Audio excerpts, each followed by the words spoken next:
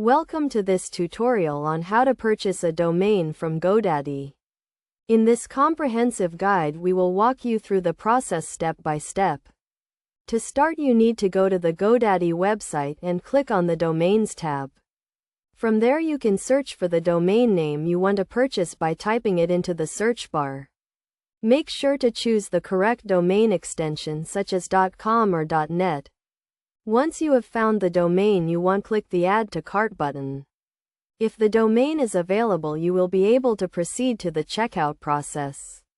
If the domain is not available you can try searching for a different name or consider purchasing a different extension. During the checkout process you will be asked to create a Godaddy account or log into an existing one. You will also need to provide some basic contact information such as your name and email address.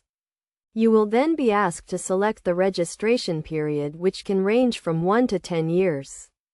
It is generally recommended to register your domain for at least 2 years to improve your search engine optimization. Next you will be given the option to add additional services such as website hosting or email. You can select these services if you need them or proceed to the payment section.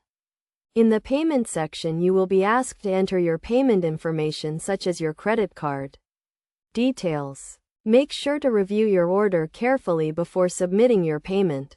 Once you have completed the payment process you will receive an email from Godaddy confirming your domain registration. You can then use your new domain to create a website or set up email accounts. It is also important to note that you should keep your contact information up to date to ensure you receive important notices about your domain registration. By following these steps you can easily purchase a domain from Godaddy and establish an online presence for your business or personal brand.